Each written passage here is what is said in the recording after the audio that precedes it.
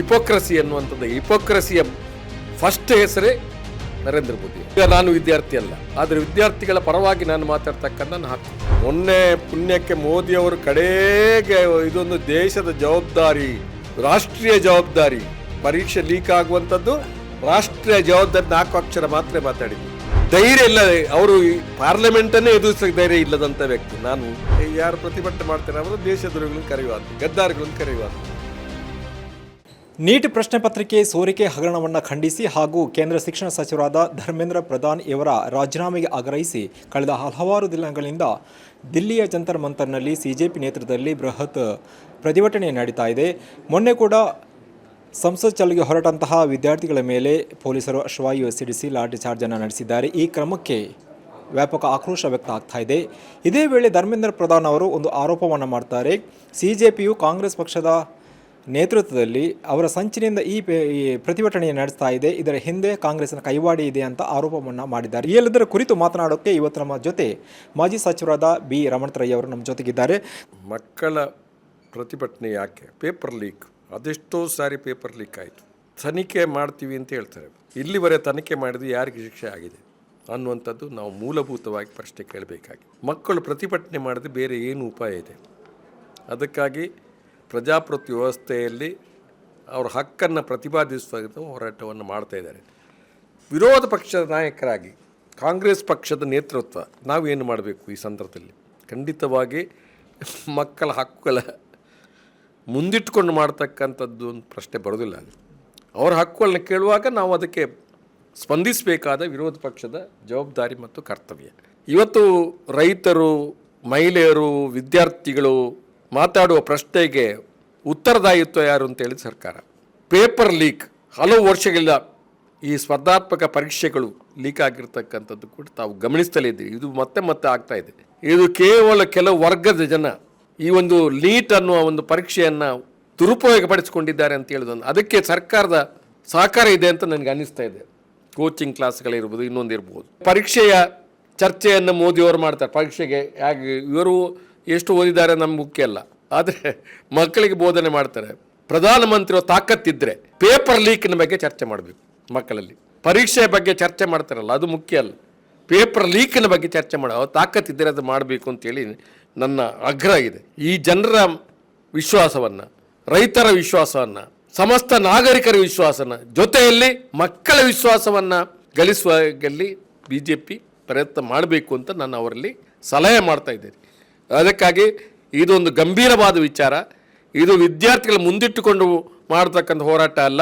ವಿದ್ಯಾರ್ಥಿ ಸಮಸ್ಯೆಯನ್ನು ಅರ್ಥ ಮಾಡಿಕೊಂಡು ಕಾಂಗ್ರೆಸ್ ಪಕ್ಷ ಅದಕ್ಕೆ ಬೆಂಬಲ ಕೊಡ್ತಾ ಇದೆ. ಅದನ್ನು ಇವತ್ತು ಶಿಕ್ಷಣ ಸಚಿವರು ರಾಜೀನಾಮೆಯನ್ನು ನಾವು ಕೂಡ ಒತ್ತಾಯ ಮಾಡ್ತಾ ಇದ್ದೇವೆ. ಗಂಭೀರ ಸಮಸ್ಯೆ ಆದರೂ ಅನೇಕ ಸಾವು ನೋವುಗಳಾಗಿದೆ.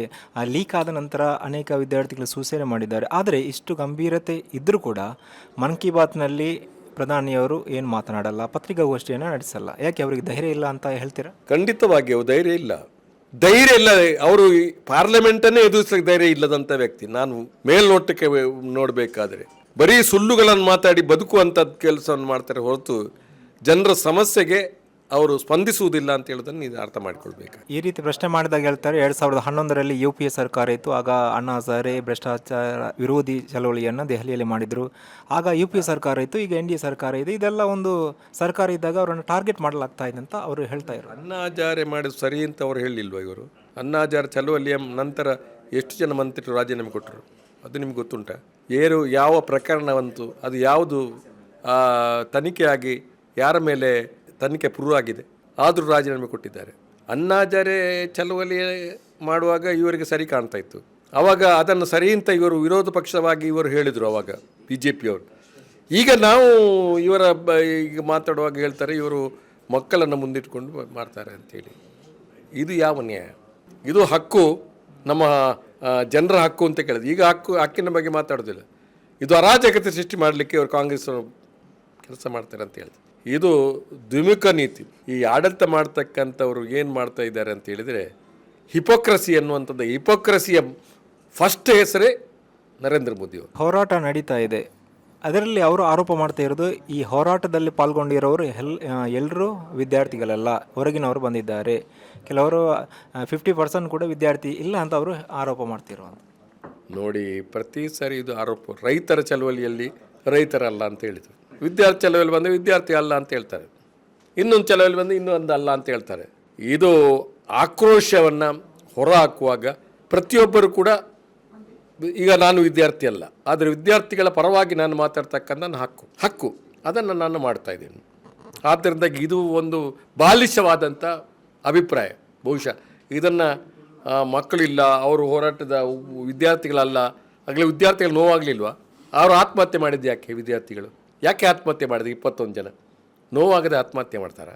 ಅವರು ನೋವಾಗಲಿಲ್ಲ, ವಿದ್ಯಾರ್ಥಿ ಸಮುದಾಯಕ್ಕೆ ನೋವಾಗಲಿಲ್ವಾ? ಸುಮ್ಮನೆ ಒಂದು ಅವರು ಚಾವು ಮಾಡಲಿಕ್ಕೆ ಅವರು ಮಾತಾಡ್ತಕ್ಕಂಥದ್ದು. ಈಗ ನೀವು ಮಾತಾಡ್ತೀರಿ, ಆದರೆ BJP ಪಕ್ಷದ ಸಂಸದರು ಇರ್ಬೋದು ಅಥವಾ ಬೇರೆ ಇಲಾಖೆಯ ಸಚಿವರು ಮಾತನಾಡ್ತಿಲ್ಲ. ಹೌದು, ಅದನ್ನೇ ನಾವು ಪ್ರಶ್ನೆ ಮಾಡ್ತೀವಿ. ಅವರು ಇಂಥ ವಿಚಾರಗಳನ್ನು ಅವರು ಮಾತಾಡೋದಿಲ್ಲ. ಜನರ ಮೋಸ ಮಾಡ್ತಕ್ಕಂಥದ್ದು ಅವರು ಕಲಿತಂಥ ಪಟ್ಟಲ ಪಾಠ, ಮಾತಾಡೋದಿಲ್ಲ. ಮೊನ್ನೆ ಪುಣ್ಯಕ್ಕೆ ಮೋದಿಯವರು ಕಡೆಗೆ ಇದೊಂದು ದೇಶದ ಜವಾಬ್ದಾರಿ, ರಾಷ್ಟ್ರೀಯ ಜವಾಬ್ದಾರಿ, ಪರೀಕ್ಷೆ ಲೀಕ್ ಆಗುವಂಥದ್ದು ರಾಷ್ಟ್ರೀಯ ಜವಾಬ್ದಾರಿ 4 ಅಕ್ಷರ ಮಾತ್ರ ಮಾತಾಡಿದ್ದು. ಅಷ್ಟು ಮಾತಾಡಿದ್ದೇ ಭಾರಿ ಆಶ್ಚರ್ಯ ಅಂತ ನನಗೆ ಕಾಣಿಸ್ತದೆ. ಇವರು ಮಾತಾಡಲಿಲ್ಲ.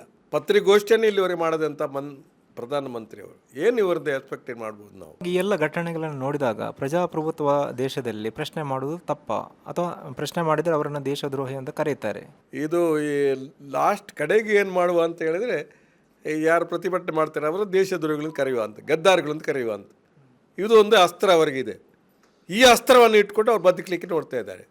ಯಾರು ಇದನ್ನು ಪ್ರಶ್ನೆ ಮಾಡ್ತಾರೆ ಅವರನ್ನು ವಿರೋಧಿಗಳು, ದೇಶದ್ರೋಹಿಗಳು, ಗದ್ದಾರಿಗಳು ಅಂತೇಳಿ ನುಣುಚಿಕೊಳ್ತಕ್ಕಂಥ ಪ್ರಯತ್ನವನ್ನು ಮಾಡ್ತಾರೆ. ಇದಕ್ಕೆ ಜನ ತಿಳಿದು ಅರ್ಥ ಮಾಡಿಕೊಂಡು ಇವರ ವಿರುದ್ಧ ನಾವು ನಿಲ್ಲಬೇಕಾದ ಅಗತ್ಯ ಇದೆ.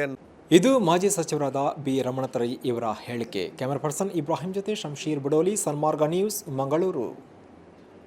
ಈ ಕಾರ್ಯಕ್ರಮದ ಪ್ರಾಯೋಜಕರು Gadiyar group of companies, specialized in piling and shoring, engineering consultancy, firefighting, steel structures, real estate. Office, SIT Tower, Silicon Oasis, Dubai, UAE. ಸ್ನೇಹಿತರೆ, ನಿಮ್ಮ ಅದ್ಭುತ ಬೆಂಬಲದಿಂದ ಸನ್ಮಾರ್ಗ ನ್ಯೂಸ್ ಚಾನೆಲ್ ಈಗ 2 ಲಕ್ಷ ಸಬ್ಸ್ಕ್ರೈಬರ್ಗಳನ್ನು ದಾಟಿದೆ. ಇದು ನಮ್ಮ ಯಶಸ್ಸಲ್ಲ, ಇದು ನಿಮ್ಮ ಯಶಸ್ಸು. ನಮ್ಮ ಮುಂದಿನ ಗುರಿ 4 ಲಕ್ಷ. ಇದು ಕಷ್ಟವಲ್ಲ. ನೀವು ಮಾಡಬೇಕಾದದ್ದು ಸಿಂಪಲ್. ನೀವು ಸನ್ಮಾರ್ಗ ನ್ಯೂಸ್ ಚಾನೆಲ್ ವಿಡಿಯೋವನ್ನ ನಿಮ್ಮ ಸ್ನೇಹಿತರಿಗೆ, ಕುಟುಂಬದವರೊಂದಿಗೆ ಹಂಚಿಕೊಳ್ಳಿ ಮತ್ತು ಅವರಲ್ಲೂ ಸಬ್ಸ್ಕ್ರೈಬ್ ಮಾಡಲು ಹೇಳಿ. ನೀವು ಶಕ್ತಿಯನ್ನು ಕೊಡಿ, ನಾವು ನಿಖರ ಸುದ್ದಿ ಕೊಡ್ತೇವೆ. ಧನ್ಯವಾದಗಳು.